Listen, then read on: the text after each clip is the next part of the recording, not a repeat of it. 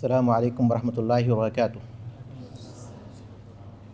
الحمدللہ رب العالمین والصلاة والسلام علی رسولہ الامین وعلی آلہ وصحبہ اجمعین ومن تبعہم بإحسان الی یوم الدین۔ اعوذ باللہ من الشیطان الرجیم۔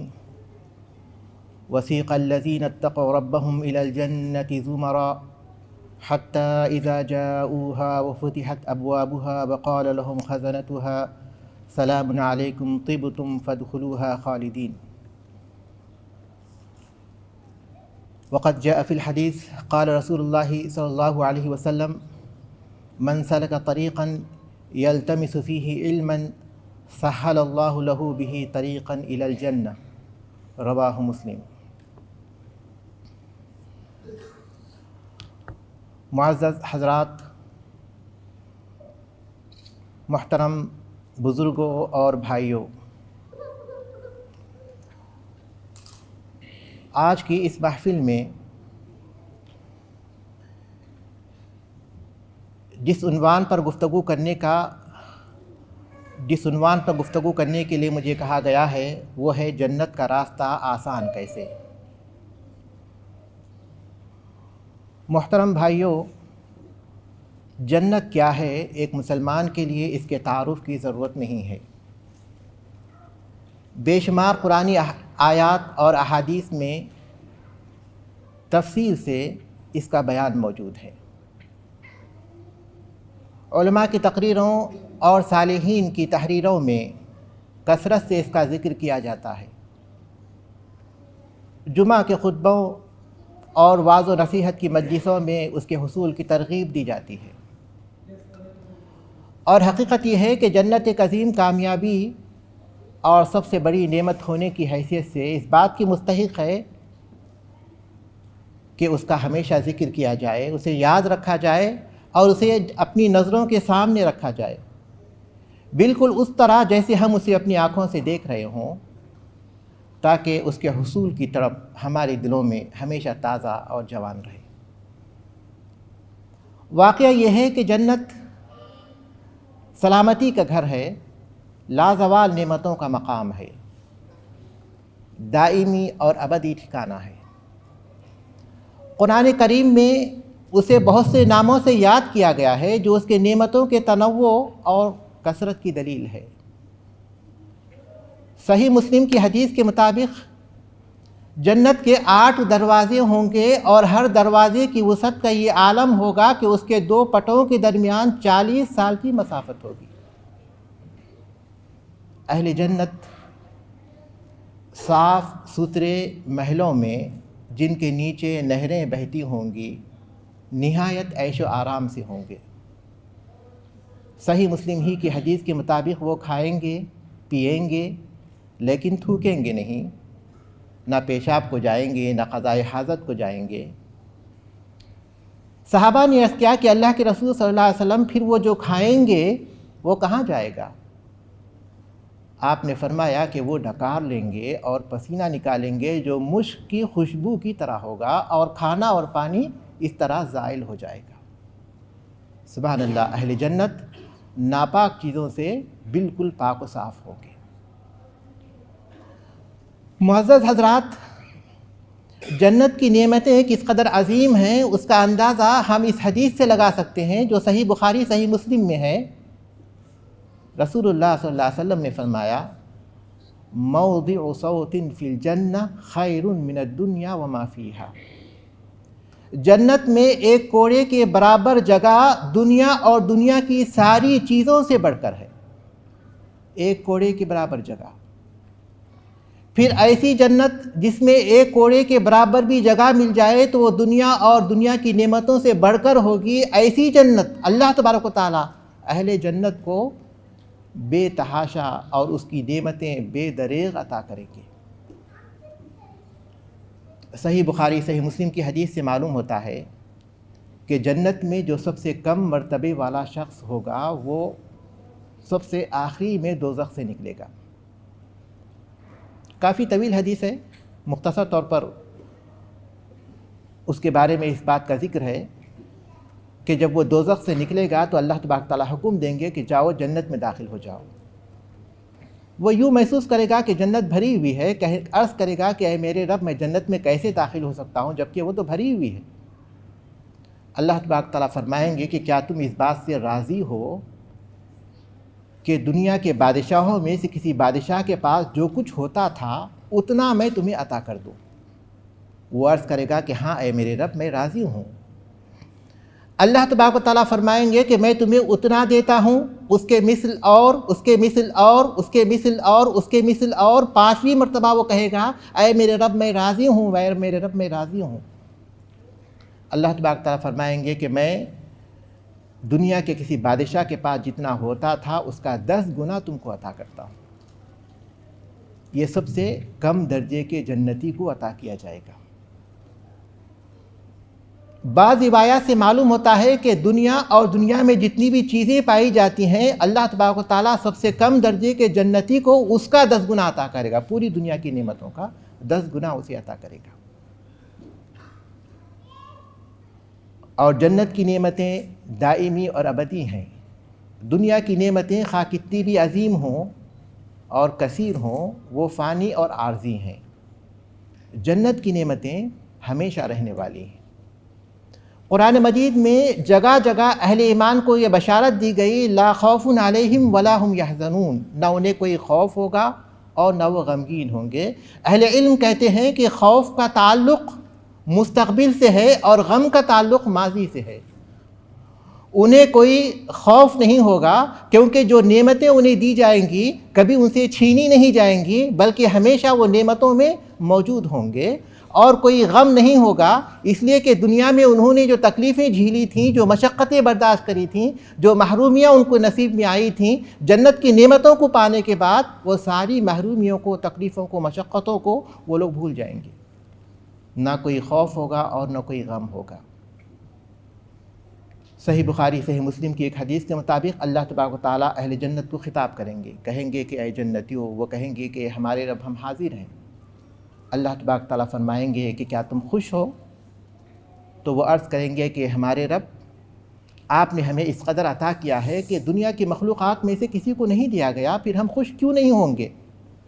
اللہ تبارک تعالیٰ فرمائیں گے کہ میں آج تم کو ایک بڑی نعمت دیتا ہوں۔ اہل جنت عرض کریں گے کہ وہ کیا ہے؟ تو اللہ تبارک تعالیٰ فرمائیں گے کہ اب میں ہمیشہ کے لیے اپنی رضامندی تمہارے لیے لکھ دیتا ہوں، اس کے بعد میں کبھی تم سے ناراض نہیں ہوں گا۔ یہ ہمیشہ کی رضامندی، نعمتوں کے چھننے کا کوئی اندیشہ نہیں ہوگا۔ پھر جنت میں اللہ تبارک و تعالیٰ جنتیوں کو سب سے بڑی نعمت سے سرفراز کریں گے، اور وہ ہوگا ہمارے رب کریم کو دیکھنا۔ اللہ تعالیٰ پردہ ہٹائیں گے اور اہل جنت اللہ عز و جل کو دیکھیں گے، اور جب اللہ عز و جل کو دیکھیں گے تو جتنی نعمتیں انہوں نے پائی تھیں وہ اس نعمت کے مقابلے میں معمولی نظر آنے لگیں گی۔ یہ بڑی نعمت ہوگی سب کی، سب سے زیادہ جنت کی۔ محترم بھائیوں، جنت کی نعمتوں کے بارے میں، اس کی تفصیلات کے بارے میں بیان کرنا بہت مشکل ہے۔ واضح طور پر اسے بیان نہیں کیا جا سکتا اور نہ ہی اس کا ادراک ممکن ہے کیونکہ ہم نے اسے دیکھا نہیں ہے۔ اپنے ذہن میں آپ تصور کیجئے جنت کی نعمتوں کا، پھر تصور کیجئے جو آخری اور سب سے عظیم تصور ہوگا وہ جنت کی نعمتوں کے مقابلے میں معمولی سا تصور ہوگا، کیونکہ آدمی تصور اس چیز کا کرتا ہے جس کو اس نے دیکھا ہے۔ جو چیز اس نے اپنی آنکھوں سے دیکھی نہیں اس کا صحیح تصور وہ نہیں کر سکتا۔ اسی لیے صحیح بخاری صحیح مسلم کی حدیث میں آتا ہے، رسول اکرم صلی اللہ علیہ وسلم نے فرمایا کہ اللہ تعالیٰ فرماتا ہے، حدیث قدسی ہے، اعددت لعبادی الصالحین ما لا عین رأت ولا اذن سمعت ولا خطر علی قلب بشر۔ میں نے اپنے نیک بندوں کے لیے ایسی نعمتیں تیار کر رکھی ہیں جسے نہ کسی آنکھ نے دیکھا ہوگا اور نہ کسی کان نے سنا ہوگا، نہ کسی کے دل میں اس کا خیال پیدا ہوا ہوگا۔ پھر آپ نے یہ آیت تلاوت فرمائی، فَلَا تَعْلَمُ نَفْسٌ مَّا أُخْفِيَ لَهُم مِّن قُرَّةِ أَعْيُنٍ جَزَاءً بِمَا كَانُوا يَعْمَلُونَ۔ کوئی انسان، کوئی نفس نہیں جانتا کہ اس کی آنکھوں کی ٹھنڈک کا کیا کیا انتظام کر رکھا گیا ہے، ان اعمال کے بدلے میں جنہیں وہ کیا کرتے تھے۔ محترم بھائیوں، جنت اور اس کی نعمتوں کا یہ مختصر سا نقشہ جو ہمارے سامنے آ چکا ہے، اس کے بعد آئیے ہم اس بات کا جائزہ لیں گے کہ جنت کا راستہ کیا ہے اور وہ راستہ کس طرح ہمارے لیے آسان ہو سکتا ہے۔ جنت ایک عظیم نعمت ہے، اور جنت کو حاصل کرنے کے لیے ہم جتنی بھی محنت کر لیں وہ اس نعمت کے مقابلے میں کوئی حیثیت نہیں رکھتی۔ اس لیے جنت کا راستہ حقیقت میں تو آسان ہے، کیونکہ انسان جتنی بڑی چیز تک پہنچنا چاہتا ہے اس کے لیے اتنی محنت کرتا ہے، مشقت کرتا ہے، تکلیف اٹھاتا ہے۔ جتنی بڑی کامیابی اتنی بڑی محنت، اور جنت جیسی کامیابی کے لیے انسان جتنی بھی محنت کرے وہ معمولی ہے۔ یہی وجہ ہے کہ جو لوگ جنت کو اچھی طرح پہچانتے تھے وہ اپنی تکلیفوں اور مشقتوں کو بالکل معمولی سمجھتے تھے۔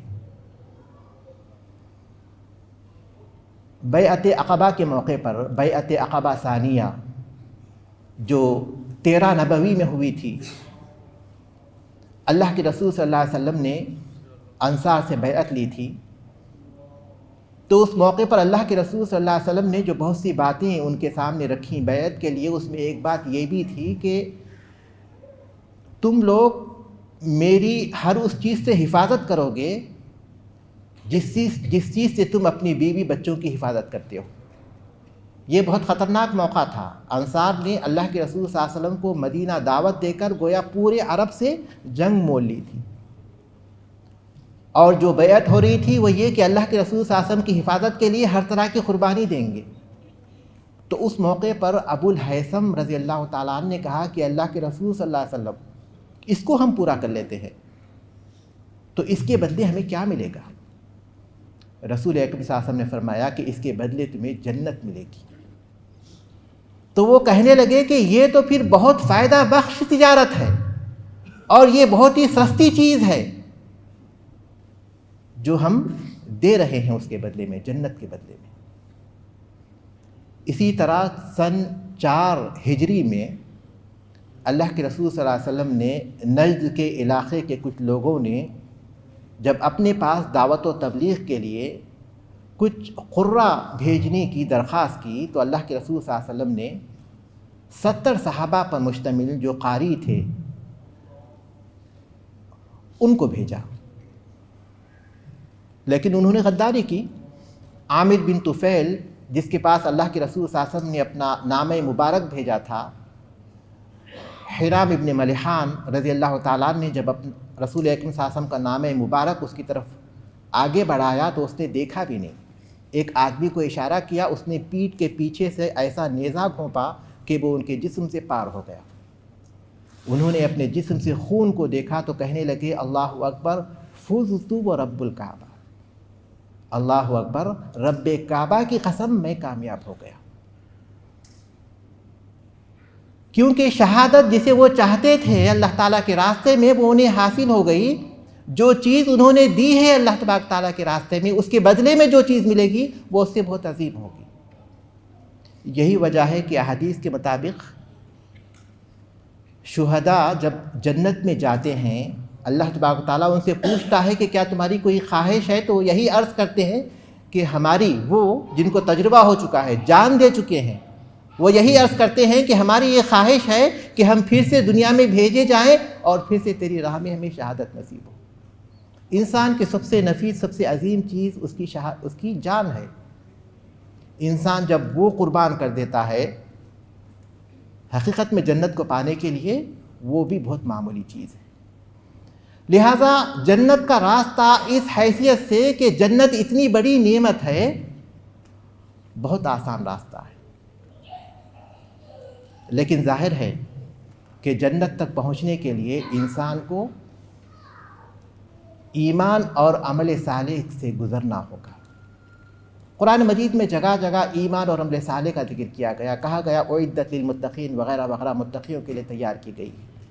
وہ راستہ ہے جنت تک پہنچنے کا۔ اور دوسری طرف نفسانی خواہشات ہیں جو انسان کو اس راستے پر چلنے سے اور اس پر ثابت قدم رہنے سے روکتی ہیں۔ صحیح مسلم کی حدیث میں رسول اللہ صلی اللہ علیہ وسلم نے فرمایا حفت الجنت بالمکارہ وحفت النار بالشہوات، کہ جنت نفس کو گرا گزرنے والی چیزوں سے، ناپسندیدہ چیزوں سے گھیر دی گئی ہے، اور جہنم شہوت والی چیزوں سے گھیر دی گئی ہے۔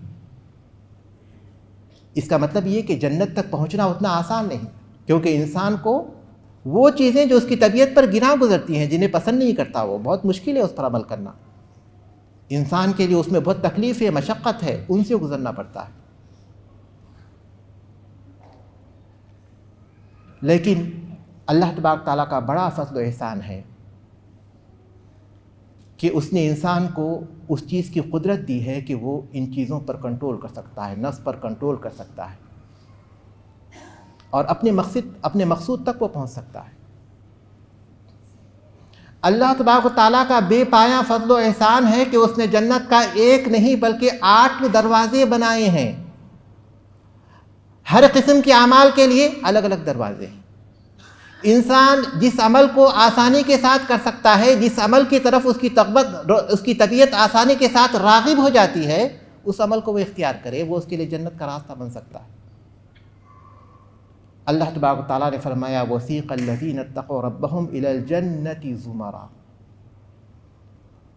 اپنے رب سے ڈرنے والے، تقوی اختیار کرنے والے گروہ در گروہ جنت کی طرف بڑھائے جائیں گے، حتیٰ اذا جاؤوها وفتحت ابوابها، یہاں تک کہ جب وہ اس کے پاس آ جائیں گے اس کے دروازے کھول دیے جائیں گے۔ اس سے معلوم ہوتا ہے کہ جنت کے دروازے ہیں۔ قال لهم خزنتها سلام علیکم طبتم فادخلوها خالدین، جنت کے جو نگہبان ہیں وہ کہیں گے کہ تم پر سلامتی ہو، تم خوش رہو، ہمیشہ کے لیے اس میں داخل ہو جاؤ۔ جنت کے دروازے ہیں، مختلف اعمال کے لیے اللہ تبارک و تعالیٰ نے مختلف دروازے بنائے ہیں، اور اس میں بندوں کا بہت بڑا امتحان بھی ہے۔ اللہ تعالیٰ نے جنت کا ایک ہی دروازہ نہیں رکھا کہ اس عمل کو اختیار کرنا ہوگا تبھی آپ جنت تک پہنچ سکیں گے، بلکہ اللہ تعالیٰ نے مختلف دروازے رکھے ہیں، اور اس طرح انسان کی آزمائش بھی ہوتی ہے۔ اللہ تعالیٰ نے جہاں نماز فرض کی وہاں زکوٰۃ بھی مقرر فرمائی، روزے بھی رکھے، حج بھی رکھا، فلاں فلاں اعمال بھی رکھے۔ اس میں بندوں کا امتحان بھی ہے اور ان کے لیے سہولت بھی ہے، کیونکہ بعض لوگ ایسے ہوتے ہیں جن کو نماز پڑھنا بہت آسان ہوتا ہے، سینکڑوں دفعہ وہ اللہ تبارک و تعالیٰ کے لیے سجدہ ریز ہونے کے لیے راضی ہوتے ہیں، لیکن مال کی محبت ان کے دلوں میں اس قدر ہوتی ہے کہ تھوڑا مال خرچ کرنا بھی بہت بھاری ہوتا ہے۔ نمازیں پڑھیں گے لیکن خرچ نہیں کریں گے۔ لیکن بعض لوگ ایسے ہیں جن کے پاس خرچ کرنا کوئی بڑی بات نہیں ہوتی، بے تحاشا خرچ کرتے ہیں، لیکن نماز پڑھنا ان کے اوپر بہت بھاری ہوتا ہے۔ لہٰذا اللہ تعالیٰ نے بندوں کو ہر طرح سے آزمایا ہے تاکہ صحیح طور پر ان کی آزمائش ہو جائے کہ واقعی وہ اللہ تبارک تعالیٰ کے بندے بن کر رہتے ہیں یا نہیں رہتے۔ اور اسی طرح اللہ تبارک و تعالیٰ نے بندوں پر ایک بہت بڑا احسان بھی کیا ہے کہ آدمی تمام فرائض کو ادا کرنے کے ساتھ ساتھ جس عبادت کی طرف، جس عمل کی طرف اس کی طبیعت راغب ہوتی ہے، اس عمل کو زیادہ تر اختیار کرے اور اس دروازے سے جنت میں داخل ہونے کی کوشش کرے۔ صحیح بخاری صحیح مسلم کی حدیث ہے، رسول اللہ صلی اللہ علیہ وسلم نے فرمایا من انفق زوجین فی سبیل اللہ نودی من ابواب الجنہ یا عبد اللہ ھذا خیر، جو اللہ تبارک تعالیٰ کے راستے میں جوڑا خرچ کرے گا، یعنی دو چیزیں ایک ساتھ، جوڑا اسے جنت کے دروازوں سے بلایا جائے گا، کہا جائے گا کہ اللہ کے بندے یہ دروازہ بہتر ہے۔ فمن کان من اہل الصلاۃ دعی من باب الصلاۃ، جو نمازیوں میں سے ہوگا اسے جنت کے دروازے سے بلایا جائے گا، اسے نماز کے دروازے سے بلایا جائے گا۔ ومن کان من اہل الجہاد دعی من باب الجہاد، اور جو جہاد والوں میں سے ہوگا اسے جہاد والے دروازے سے بلایا جائے گا۔ ومن کان من اہل الصیام دعی من باب الریان، جو روزے رکھنے والوں میں سے ہوگا اسے باب الریان سے بلایا جائے گا۔ ومن کان من اہل الصدقۃ دعی من باب الصدقہ، اور جو صدقہ اور خیرات کرنے والوں میں سے ہوگا اسے باب الصدقہ سے بلایا جائے گا۔ جنت کے دروازے ہیں، جو آدمی جس عمل کو زیادہ اختیار کرے گا وہ دروازہ اس کے لیے آسان ہو جائے گا۔ ابو بکر صدیق رضی اللہ تعالیٰ نے عرض کیا کہ اللہ کے رسول صلی اللہ علیہ وسلم، دیکھیے نیکی میں سبقت کا کتنا جذبہ ہے، نیکی میں سبقت۔ آج دنیا کی دولت کہیں لٹائی جا رہی ہو، کہیں کسی مول میں کوئی تنزیلات لگے ہوں تو لوگوں کی بھیڑ لگ جاتی ہے، لیکن صحابہ کرام کے جذبے کو ہم دیکھتے ہیں۔ اللہ کے رسول صلی اللہ علیہ وسلم نے جب مختلف اعمال بیان کیے اور ان کے مختلف دروازے بیان کیے تو ابوبکر رضی اللہ تعالیٰ عنہ کی نیکیوں میں سبقت کا یہ عالم ہے کہ وہ عرض کرتے ہیں کہ اللہ کے رسول صلی اللہ علیہ وسلم یہ بات تو صحیح ہے، اس کی کوئی ضرورت نہیں، لیکن کیا کوئی شخص ایسا بھی ہوگا جسے جنت کے سارے دروازوں سے بلایا جائے گا؟ شوق ہے نیکی کا، یہ عمل بھی اختیار کریں، وہ عمل بھی اختیار کریں، وہ عمل بھی اختیار کریں۔ اللہ کے رسول صلی اللہ علیہ وسلم نے فرمایا کہ ہاں، اور مجھے امید ہے کہ آپ ان لوگوں میں سے ہوں گے جنہیں جنت کے سارے دروازوں سے بلایا جائے گا۔ اور ابو بکر رضی اللہ تعالیٰ عنہ کو یہ جو مقام ملا ہے ان کی نیکیوں میں حرص کی وجہ سے ملا ہے۔ صحیح مسلم کی حدیث میں آتا ہے، اللہ کے رسول صلی اللہ علیہ وسلم نے ایک دفعہ پوچھا، صحابہ سے پوچھا، من اصبح منکم اليوم صائما، کہ آج تم میں کون روزے سے ہے؟ تو ابو بکر رضی اللہ تعالیٰ نے عرض کیا کہ میں۔ تو پھر آپ نے پوچھا کہ آج تم میں سے کس نے کسی مریض کی عیادت کی ہے؟ تو ابو بکر رضی اللہ تعالیٰ نے کہا کہ ہاں میں نے۔ پھر آپ نے پوچھا کہ آج کس نے کسی مسکین کو کھلایا ہے؟ تو انہوں نے جواب دیا کہ میں نے۔ پھر آپ نے پوچھا کہ آج کس نے کسی جنازے میں شرکت کی ہے؟ تو انہوں نے عرض کیا کہ میں نے۔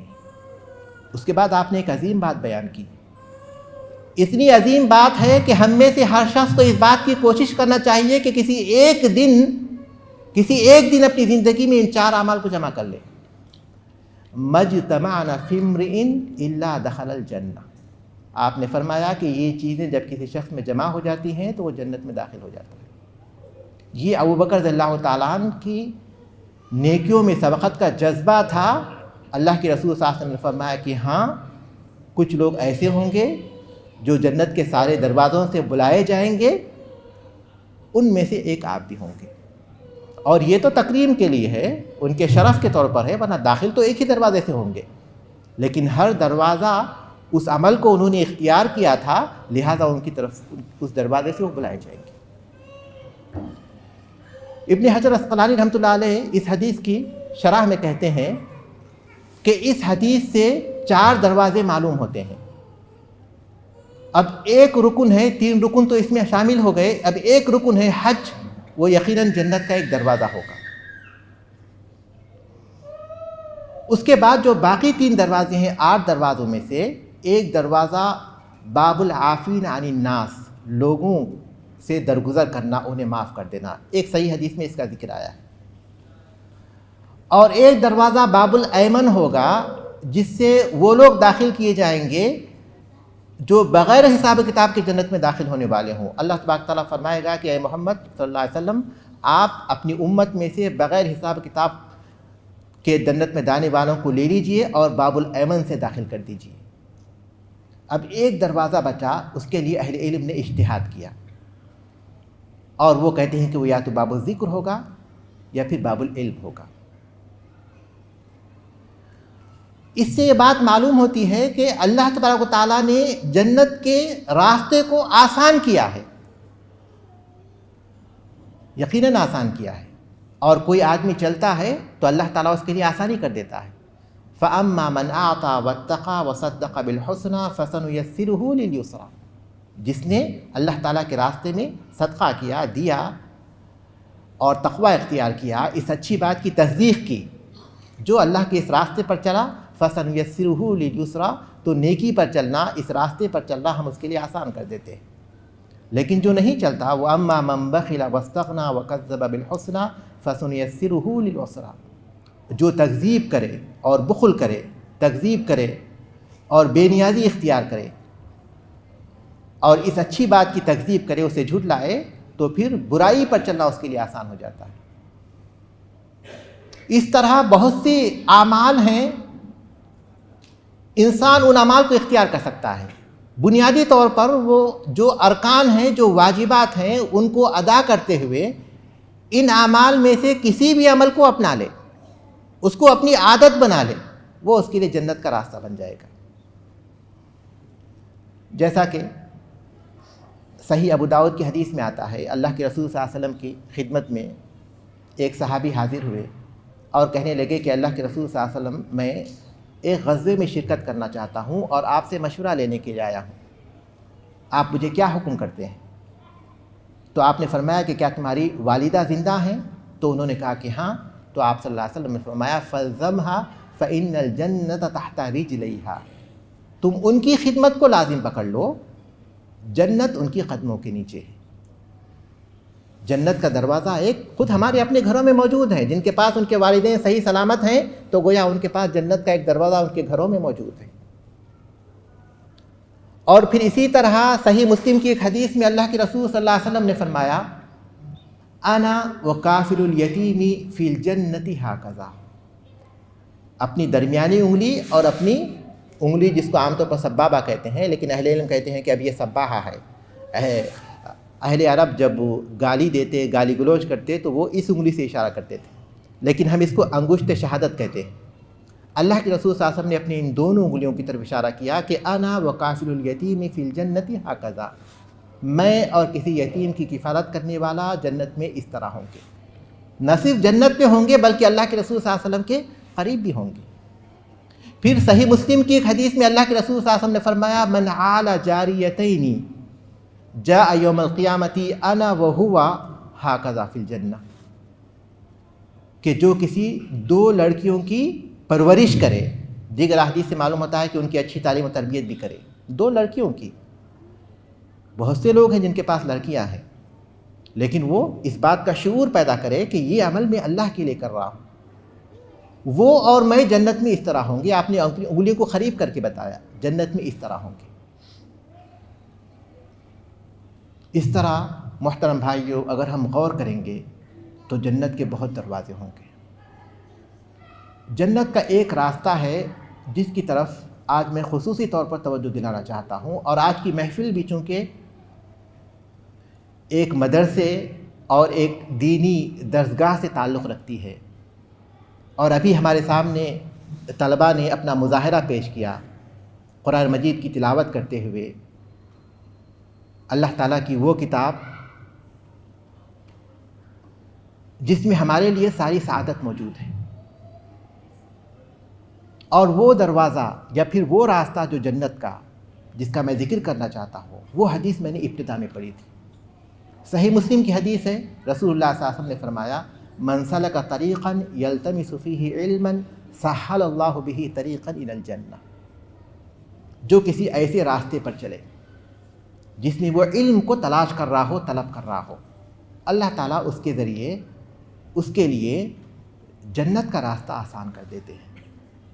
محترم بھائیوں، ذرا غور کیجئے، جو آدمی کسی ایسے راستے میں چلتا ہے جس میں وہ علم کو طلب کر رہا ہو تو اس کی وجہ سے اللہ تعالیٰ اسے جنت کا راستہ آسان کر دیتے ہیں۔ اور طریق، اس کے راستے میں چلنے کا مفہوم کیا ہے؟ شیخ محمد بن صالح العثیمین رحمۃ اللہ علیہ کہتے ہیں کہ اس کے راستے میں چلنے کا مطلب ایک تو حسی ہے جو محسوس ہوتا ہے، آدمی اپنے گھر سے نکلے، مسجد کو جائے، مدرسے کو جائے، یا پھر ایک مقام سے دوسرے مقام کو سفر کرے، یہ حسی ہے۔ تو جو آدمی علم کے راستے کے لیے چلتا ہے، علم کے حاصل کرنے کے لیے ایک مقام سے دوسرے مقام کو جاتا ہے، اور علم کے راستے میں چلنے کا دوسرا راستہ معنوی ہے جو محسوس نہیں ہوتا، جس میں انسان حرکت نہیں کرتا، ایک مقام سے دوسرے مقام کو نہیں جاتا۔ مثال کے طور پر وہ اہل علم کی تقاریر کو، ان کی باتوں کو سنتا ہے یا کتابوں کو پڑھتا ہے، کوئی مسئلہ تلاش کرتا ہے، کوئی آدمی کسی مسئلے کی چھان بین کرتا ہے تو وہ اللہ تبارک و تعالیٰ کے علم کے حصول کے راستے میں چلنے والا ہے، اگرچہ کہ وہ اپنی کرسی پر بیٹھا ہوا کیوں نہ ہو، کیونکہ معنوی طور پر وہ علم کے راستے میں چل رہا ہے۔ تو دونوں مفہوم اس میں شامل ہیں، دونوں مفہوم اس میں شامل ہیں۔ اور جو آدمی اس طرح علم کی طلب کی کوشش کرتا ہے تو گویا وہ جنت کے راستے پر چلتا ہے۔ اس کا مطلب یہ ہے کہ علم کے حصول کا راستہ ایک ایسا راستہ ہے جو جنت کا راستہ ہے، اور یہ وہ راستہ ہے جو ہم میں سے ہر ایک کے بس میں ہے، ہم میں سے ہر ایک چل سکتے ہیں۔ اور ہم جب اپنے سلف صالحین کی سیرتوں کا مطالعہ کرتے ہیں تو معلوم ہوتا ہے کہ وہ ایسے جوہری تھے جن کو ہیروں کی صحیح پہچان تھی، علم کیا چیز تھی اس کو وہ جانتے تھے، اس کے لیے محنت و مشقت کرتے تھے۔ چنانچہ یہ حدیث جو صحیح مسلم میں ہے، سنن ترمذی وغیرہ میں اس کا ایک پس منظر بھی ہے، اس پس منظر کے ساتھ اس میں بیان کی گئی ہے، اور وہ یہ کہ ابو الدرداء رضی اللہ تعالیٰ عنہ دمشق میں تھے، شام میں، تو مدینے سے ایک شخص ان کے پاس آیا اور ان سے ایک حدیث پوچھی اور کہا کہ میں اس حدیث کے لیے آیا۔ انہوں نے سوال کیا کہ کیا تم کسی تجارت کی غرض سے یہاں نہیں آئے؟ مدینے سے شام کا سفر تم نے طے کیا، کسی تجارت کی غرض سے نہیں آئے؟ اس نے کہا نہیں۔ تو پوچھا کہ کیا تم کسی کام سے آئے ہو؟ اس نے کہا کہ نہیں، بلکہ میں صرف اسی حدیث کے لیے آیا ہوں۔ تو پھر انہوں نے یہ حدیث سنائی کہ جو آدمی علم کے حصول کے لیے چلتا ہے تو اللہ تبارک تعالیٰ اس کے ذریعے اسے جنت کے راستے پر چلاتا ہے، اور علم کے حصول کے لیے محنت و مشقت کرتے ہوئے ایک مقام سے دوسرے مقام پر جانا، یہ ہمارے سلف صالحین کی تو عادت تھی۔ آج ہم اے سی میں بیٹھ کر، بند کمروں میں بیٹھ کر ان کی جو کتابیں ہم پڑھ رہے ہیں، اتنے اطمینان کے ساتھ اس کے پیچھے ان کی زندگی بھر کی قربانیاں ہیں۔ اپنے وطن سے وہ نکلے ایک مقام سے دوسرے مقام تک، ایک شہر سے دوسرے شہر، ایک ملک سے دوسرے ملک، اس طرح کہ کبھی ان کے پاس کھانے کی کوئی چیز نہیں ہوتی، اس طرح کے راستے کے خطرات سے وہ دو چار ہوتے، اس کے بعد اس علم کو محفوظ کیا جو آج ہم تک پہنچا ہے۔ مکھول رحمہ اللہ مصر میں تھے، غلام تھے، ان کے مالک نے انہیں ایک عورت کو دے دیا، اس عورت نے انہیں آزاد کر دیا، تو انہوں نے کہا کہ اب میں علم حاصل کروں گا، مصر میں جتنے اہل علم ہیں میں ان سے علم حاصل کروں گا۔ ان سے انہوں نے علم لے لیا۔ اس کے بعد کہا کہ اب میں عراق جاؤں گا، وہاں کے اہل علم سے حاصل کروں گا۔ وہاں پہنچے، وہاں اہل علم سے ملاقات کی، وہاں انہوں نے علم حاصل کیا۔ پھر کہا کہ مدینہ جاؤں گا، مدینہ پہنچے، وہاں انہوں نے علم حاصل کیا۔ پھر کہا کہ میں شام جاؤں گا۔ اس طرح سفر جاری رہا علم کے حصول کا۔